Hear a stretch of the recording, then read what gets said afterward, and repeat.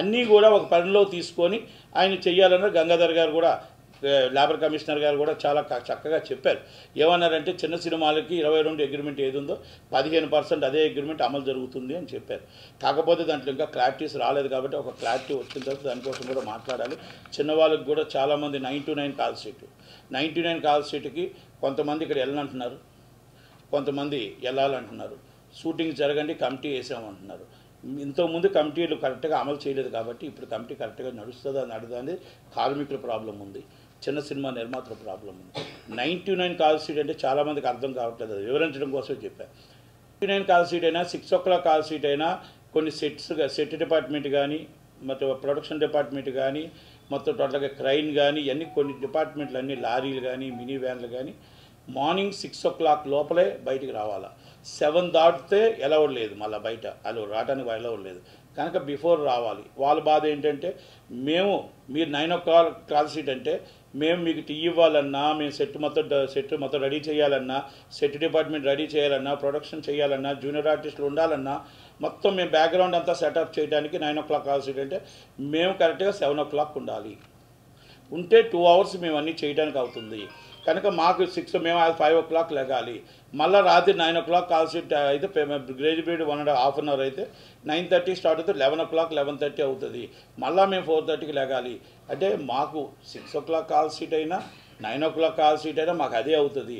మా కష్టం మా బాధ ఇది. మా 7 యూనియన్లు వాళ్ళు చెప్పుకుంటున్నారు. వారు 7 యూనియన్లు మా పనిలో తీసుకొని మాకు 1.5 కాల్ సీట్ ఇవ్వండి అని వాళ్ళు అడుగుతున్నారు. చిన్న సినిమా నిర్మాతలు ఏమంటారు?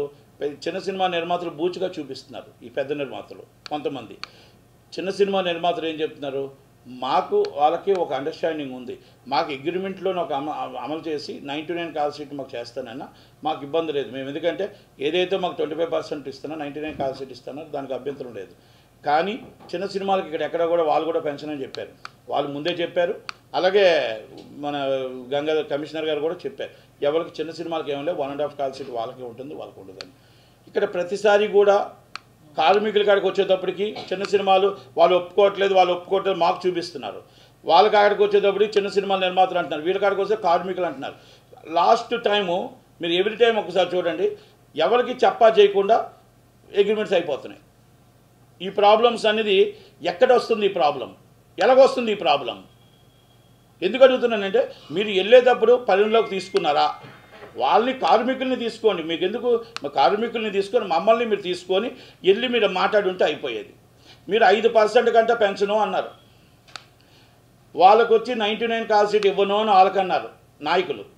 ఇటు అటు కలిపి మొత్తం టోటల్గా 4 గంటలు 5% నుంచి 22.5% వెళ్ళిపోయింది. అంటే ఇది అగాధం సృష్టించడమే కదా. గవర్నమెంట్ ఇన్వాల్వ్ అయ్యింది, గవర్నమెంట్ ఇన్వాల్వ్ అయ్యి కార్మికుడికి న్యాయం జరగాల, ఇటు నిర్మాతకి న్యాయం జరగాల, అందరికీ న్యాయం జరగాల, పర్ఫెక్ట్గా అగ్రిమెంట్లు జరగాల. ఇది అగాధం రాకూడదు కదా. కనుక ఇప్పుడు కొంతమంది కార్మికులు అసంతృప్తితో ఉన్నారు. కొన్ని యూనియన్స్ నాయకులు తప్పు చేశారు, నాయకులు ఏదైతే ఫెడరేషన్ నాయకులు ఉన్నారో వాళ్ళు తప్పు చేశారు. అలాగే ఇక్కడ చిన్న సినిమా నిర్మాతలు బూత్ చూపి వాళ్ళు తప్పు చేశారు, ఇది తప్పు జరుగుతుంది ఎక్కడో. కనుక దయచేసి మా గంగాధర్ గారు కూడా సీఎం రేవంత్ రెడ్డి గారు కూడా చూసి దీన్ని జాగ్రత్తగా ఇటు కార్మికుడికి అన్యాయం జరగకుండా ఇటు చిన్న సినిమా నిర్మాతకు అన్యాయం జరగకుండా చూడవలసిన బాధ్యత సీఎం గారి మీద ఉంది దయచేసి. ఎందుకంటే మీరు ఇన్వాల్వ్ అయ్యారు, గవర్నమెంట్ ఇన్వాల్వ్ అయ్యారు కాబట్టి కనుక జాగ్రత్తగా ఇద్దరిని కాపాడవలసిన బాధ్యత ఉంది. కొన్ని వేల మంది 30,000 మంది కార్మికుల భవిష్యత్తు, అలాగే కొన్ని వేల మంది నిర్మాతల భవిష్యత్తు, ఇది అందరిది కలిపి మీరు లేబర్ యాక్ట్ తీసుకొచ్చారు కాబట్టి మంచి జరగాలని కోరుకుందాం. ఎందుకంటే ఇక్కడ చాలా డౌట్స్ ఉన్నాయి. ఆ రోజు నుంచి ఎవరో కనబడలేదు, షూటింగ్స్ నాకు తెలిసి జరగలేదు. అలాగే మనకి రేవంత్ రెడ్డి గారికి మా విన్నపం ఉండాలి, ఆంధ్రాలో పుట్టాం, తెలంగాణలో పెరిగాం, ఇక్కడ ఇది కూడా ఇక్కడ మనకు 2 కళ్ళు కనుక 2 బాగుండాలి, 2 రాష్ట్రాలు అభివృద్ధి చెందాలి, ఇన్ఫ్రాస్ట్రక్చర్ ఎంప్లాయ్మెంట్ రావాలని కోరిక సార్.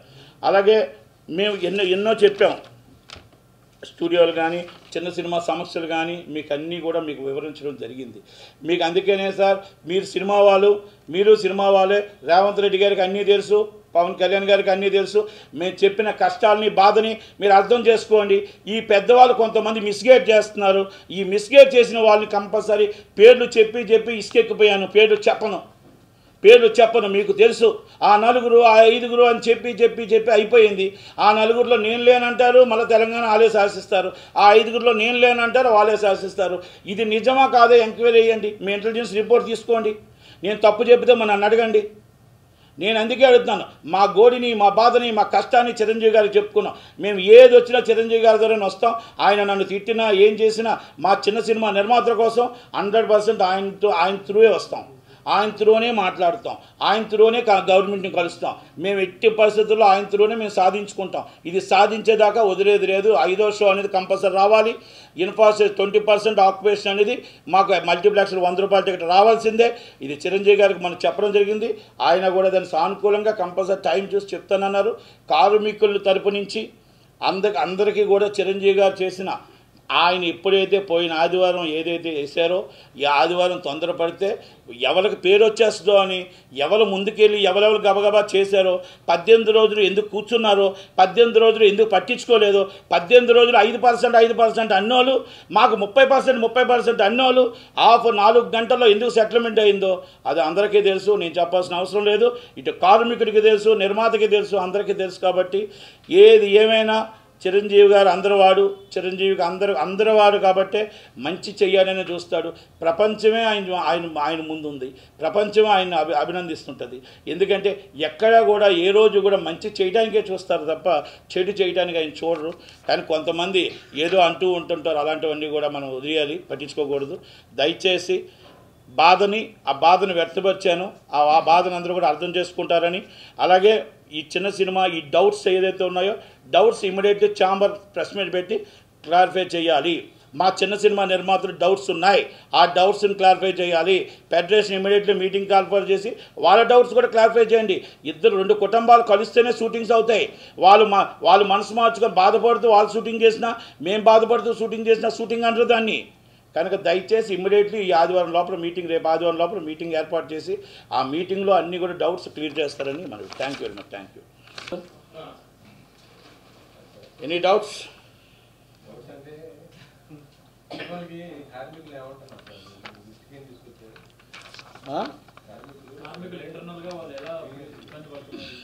వాళ్ళు అంటుంది ఏంటంటే 99 కాల్ షీట్, కొన్ని 7 యూనియన్లో 8 యూనియన్లో వాళ్ళు ఏమంటారంటే మాకు చెప్పింది ఒకటి, జనరల్ బాడీ మీటింగ్లో అందరూ ఉంటుండగా మాకు 30% అని చెప్పి, మాకు జనరల్ బాడీ మీటింగ్లో 99 కాల్ షీట్ వద్దని చెప్పి, మాకు జనరల్ బాడీ మీటింగ్లో ఆదివారం నాడు 2 కాల్ షీట్లు అని చెప్పి అన్నీ చెప్పి మమ్మల్ని మబ్బి పెట్టి గబగబా వెళ్ళిపోయి వీళ్ళిద్దరు ముగ్గురు ఎలా అగ్రిమెంట్లు చేస్తారు అనేది మాతో కూర్చొని మాట్లాడి కదా చేయాలి.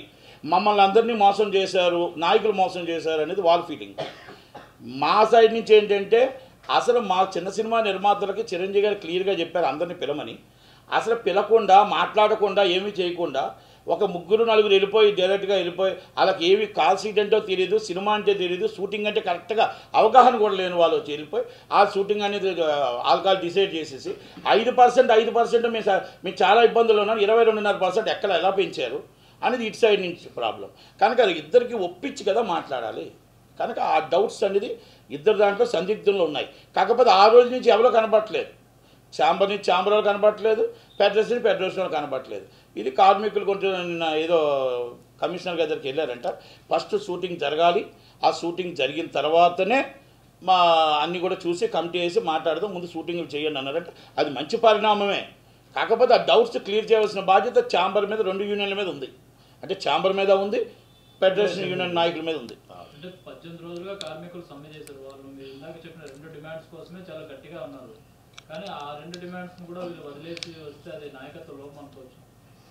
నాయకత్వం లోపం కాదు, అసలు నాయకత్వం ఉందా అని అడుగుతున్నా. నాయకత్వం అంటే ఏంటంటే అందరిది పరిగణలో తీసుకొని మాట్లాడాలి. అది యువతలైనా సరే, యువతలు కాసిన అవతల కాసిన అన్ని పరిగణలో తీసుకొని మాట్లాడాలి. అది తీసుకొని మాట్లాడలేదు అనేది అది గవర్నమెంట్కి కూడా తెలియాలి. అందుకే నేను ఇప్పుడు మీటింగ్ పెట్టింది. గవర్నమెంట్కి కూడా కొన్ని తెలియవు కదా. అందుకంటే వాళ్ళ ఆకలి బాధ ఎవరికి తెలుస్తుంది? వాళ్ళకి తెలుస్తుంది. మా కష్టం ఎవరో తెలుస్తుంది? మాకు తెలుస్తుంది. కనుక నేను సినిమా ఇప్పుడు తీయట్లేదు. కనుక నాకు సినిమా తీసే నిర్మాతలు నాకు చెప్తేనే కదా తెలిసేది.